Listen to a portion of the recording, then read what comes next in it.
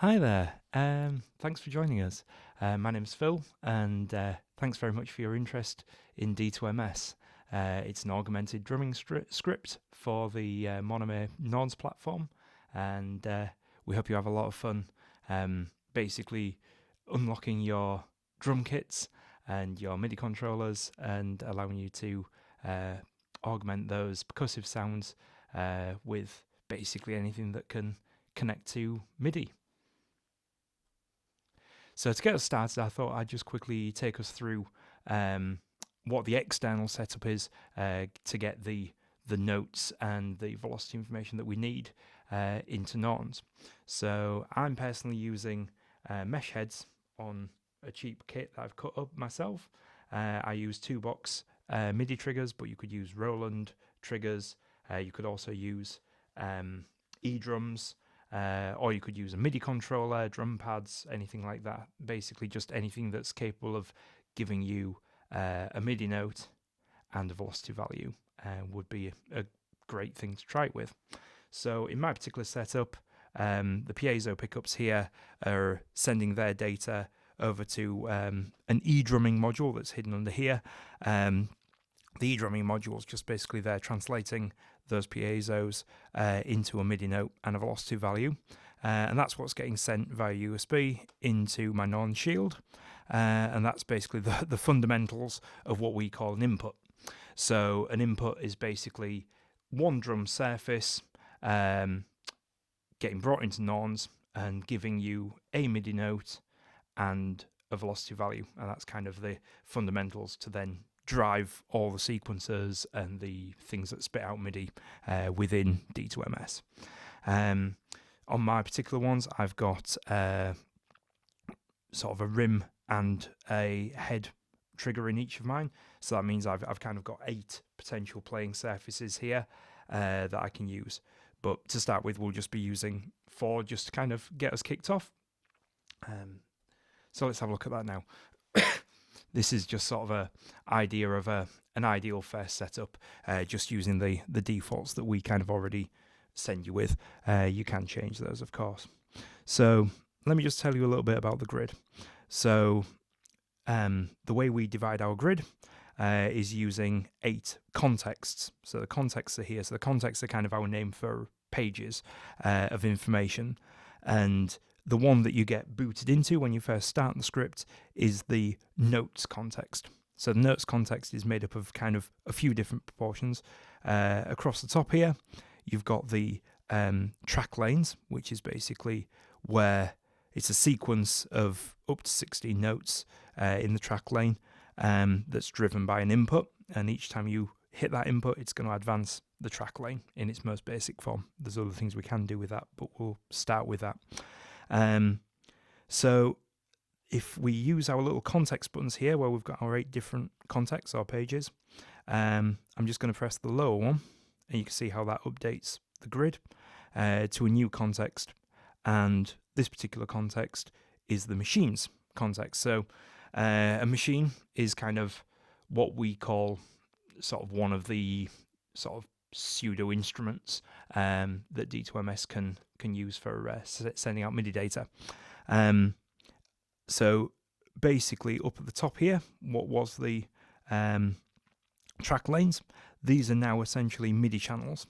So by default, we have sort of relationship of track lane 1 has MIDI channel 1, track lane 2 has MIDI channel 2, track lane 3, MIDI channel 3, track lane 4, MIDI channel 4.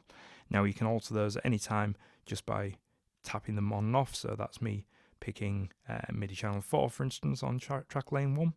But for now, and you can have multiple, but for now we'll just return that to that simple setup. I think it's probably a better starting point. At the bottom here, we've got 16 inputs. So as I was saying before, today we're just going to be using the first 4 of those. Excuse me. But I use the top 8, and they can be duplicates, so you could literally have the same input sort of triggering multiple times if you wanted to. But just to keep it simple, we're just going to be looking at inputs 1, 2, 3, and 4. which basically corresponds to 1 kick drum, 2 snare, 3 rack tom, and 4 floor tom in my own setup, which again, I would probably say until you're comfortable moving between those kind of things, it's not a bad place to start. Now, if we just look on the Norns screen, when I pick an input, you'll see how the note number changes. So by default, because it's kind of common to quite a lot of MIDI E-drums and so on, we've picked our kick drum as note 36, our snare as note 37, our rack tom as note 38, and note 39 on the floor tom, and they're all on channel 1 just for simplicity's sake. So if you wanted to just use the defaults that come with us, you'll need your first 4 inputs to be notes 36, 37, 38, 39, and all sending on channel 1. So if you've done that correctly, then basically anytime that you play something, you should start to hear sounds.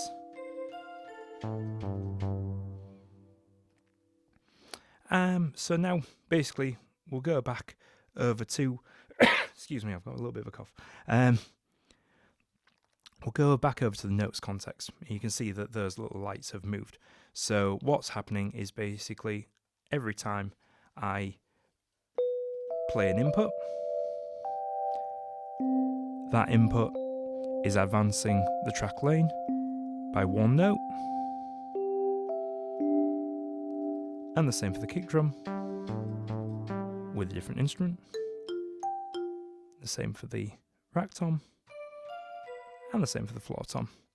If at any point I want to just manually move back to first position, I can just hold down our little audition button here. You'll see that at the bottom of the Norns screen, you'll always have a little hint that tells you what any button does if you hold it down.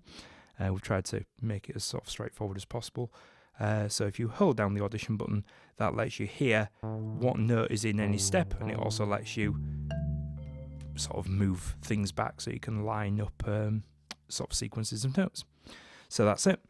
So by default, when you are first turning on Norns, it will actually just kind of load up a randomized preset of notes. So they're all scaled to 1 scale, so you can see again on the grid we're on C and major, and that's quite dynamic, so those notes will update instantly as you move through. So I can choose C sharp or D, and it'll just update that. The notes in the grid, it'll just basically add or subtract from where you were at to kind of always keep you in scale. So for instance, if I go back to C major and I now want to make that C minor, I am just using the E2 button to pick the root, and I'm using the E3 button, E3 encoder to basically go through the different scales, so harmonic minor, natural minor, and so on. For now, we'll just go back to C major because I think that's kind of an easy key to work with whilst we're trying to make head or tail of what D2MS is doing. So, how do we get notes we want in there? So along the bottom here, we've got a piano keyboard surface that we call the piano. And it's basically a 2-octave piano that's just got the notes in it from the scale that we're playing in. For instance, you've got 2 octave keys here. If you press the plus octave, it'll keep going up, and vice versa, and you'll see that the keys do get a little bit dimmer or a little bit brighter as we go through the different scales. So how do we get those notes into the piano grid? Into the track lane. There's a couple of ways we can do that. We can basically touch a note and then press where you want it. So that should now give us 3 Cs, which it does, and then back to the previously recorded. If I do C sharps, that should bit jaws. Yeah, so that's kind of how we can put notes in one at a time. The other way is here in this little group of 4, the top left one. That one is our live record button. If we turn that on, you can see how that light's higher. We can now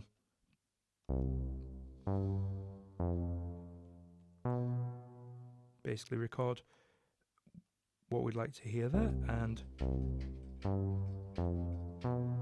that gets recorded in there. If I decide that I don't like that note, you'll see that it'll show you which note you recorded. I can change that to a different note. So now if I start again, that might be a better note for the sequence. So what if we decide we don't need a full loop of 16? So that's very interesting. Basically, we have a gesture, a 2-finger gesture that we call the brackets gesture, because it's like making kind of parenthesis around something. You just hold down the first place that you want to start your loop, and then you hit the place where you'd like that loop to end, and you'll see that the track lane just automatically shortens. So now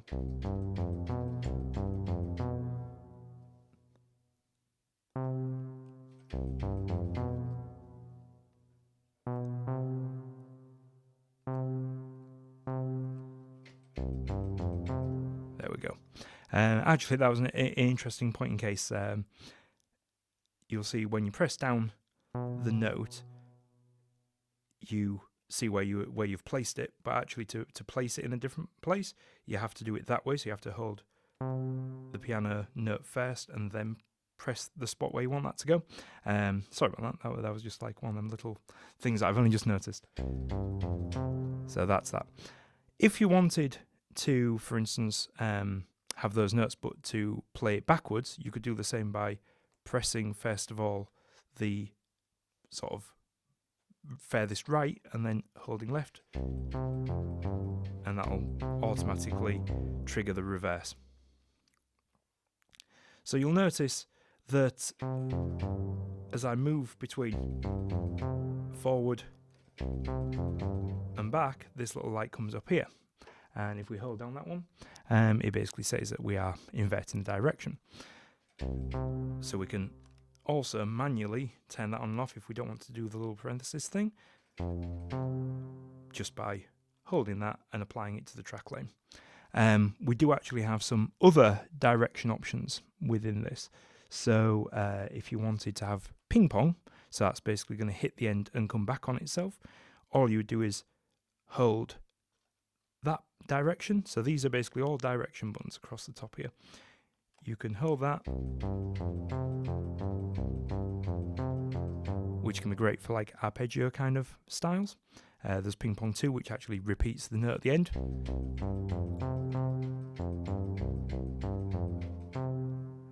And there's a random, which can be very useful for having random artifacts.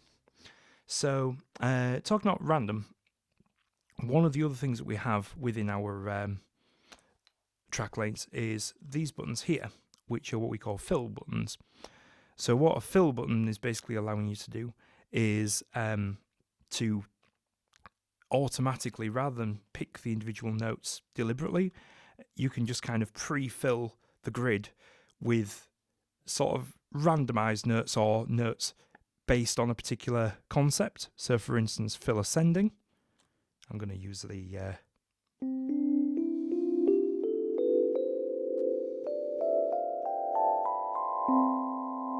so as you can see,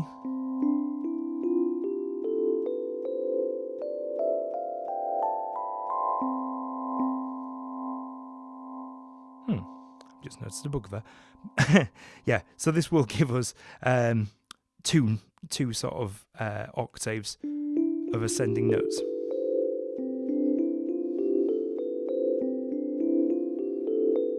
Which can be very useful when you're using some of the other ways of playing where you're actually picking a note based on how hard you hit and that kind of thing, because that kind of pre-fills all the notes within an octave or 2 octaves.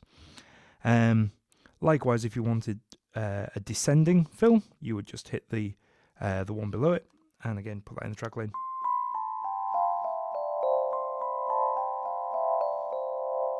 And triangular ones.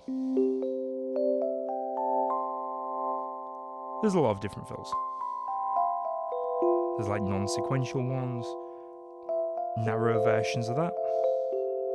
So they're just like little, almost like riff creators. And one of the things that's quite nice is if I pop it into something like that.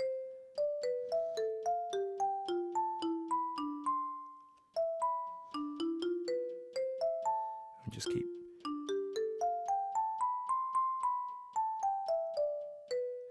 So maybe I just like that bit. So they're just nice ways of creating kind of little riffs.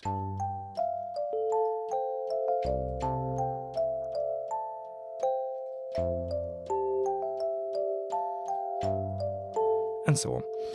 So yeah, that's kind of probably a good place to end this first video, and just kind of let you experiment and try out some of those ideas, try out the fills, try out, you know, different directions and that kind of thing.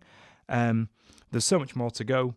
We've got loads of exciting things ahead, but I think that's just kind of a good place to sort of tap out for now. So thank you very much for watching, and we'll see you in the next video. Thank you. Bye.